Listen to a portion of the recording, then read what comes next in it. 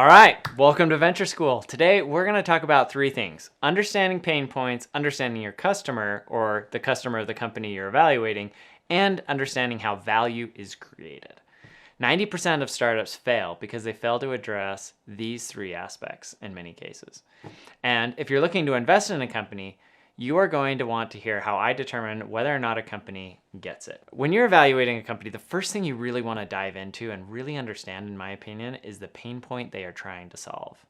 What I found so often is that companies, the founders come up with some idea because they've felt some pain point or they've seen something and they're like, hey, let's make it marginally better, right?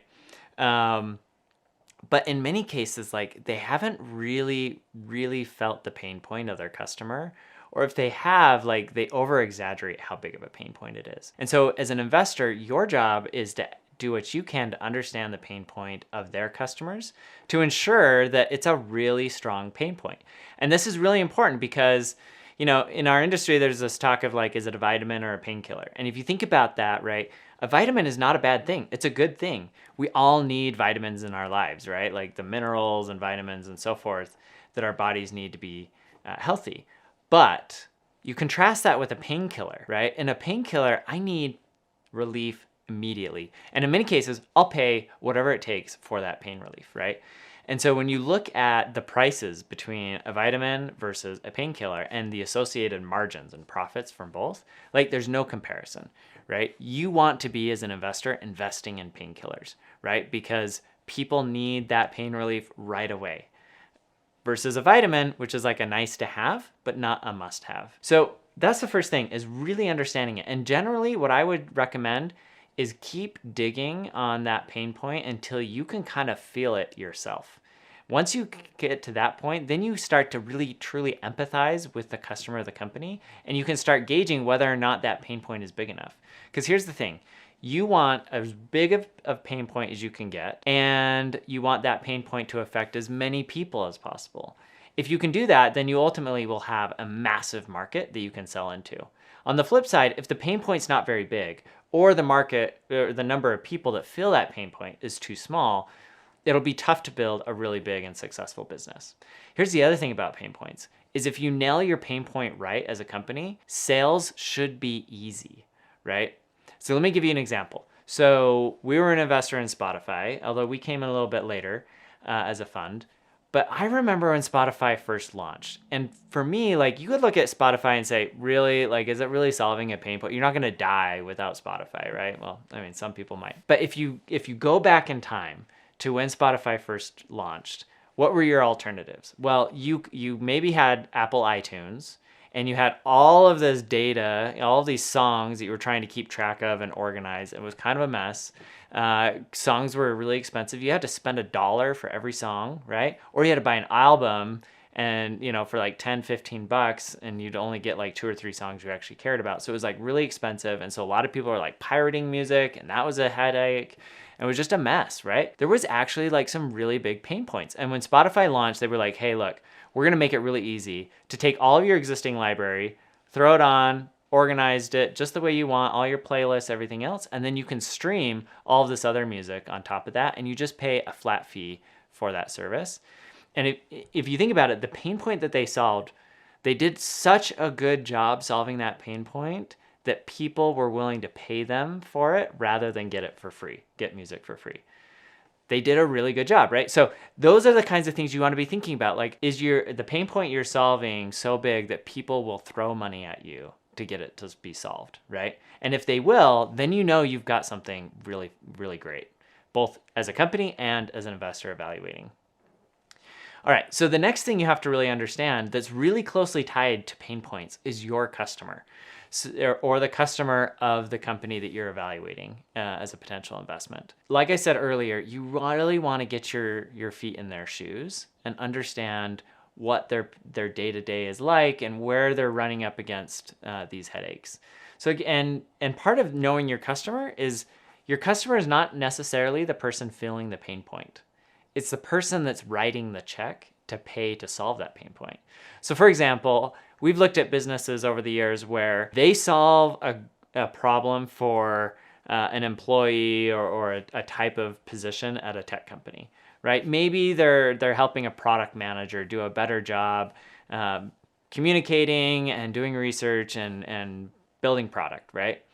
But the problem is that the person that pays for that product and that manages their budget doesn't really fill that same pain point. And so in that case, that's a deal that we passed on, because it was like, look, this person might feel the pain point, but they have no control over their budget, right?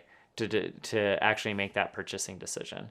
So you want to understand your customer both in terms of like who's got purchasing ability and who's filling the pain point. And ideally, like they're the same person.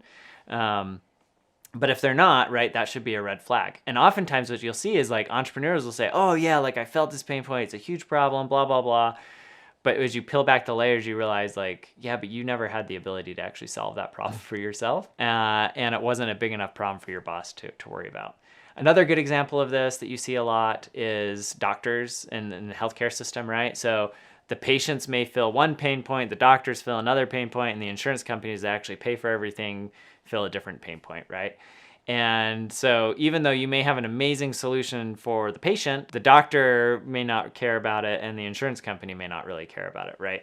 So again, especially when there are multiple actors in a business model, like you really want to sit down and understand like what's the motivation of each of those different potential customers, if you will. Yeah, I guess at the end of the day, the last thing I'll just say about your customer and understanding them is that in my experience working with aspiring VCs, they don't spend enough time truly empathizing with the customer and understanding that the pain point that they feel and then their ability to solve it.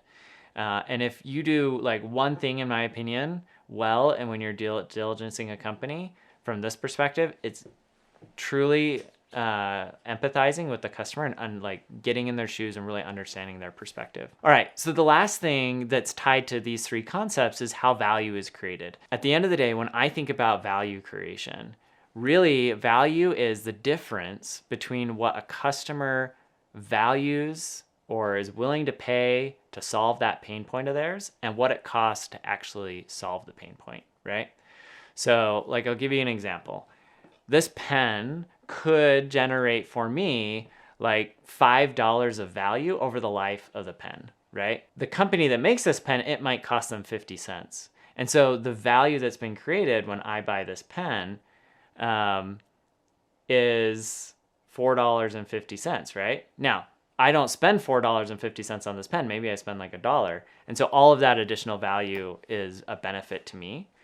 But it's important to understand like how this value is created because it gives you control over pricing and it gives you insight into how much value you're creating. Now in venture capital, in my opinion, oftentimes you have companies that are like, oh, but like we're going to undercut the competition, right? That's how we're going to win. You know what I love? I love companies that are so good at solving that pain point that just like Spotify, they can convince people to pay more than what they're currently paying to solve that pain point, right?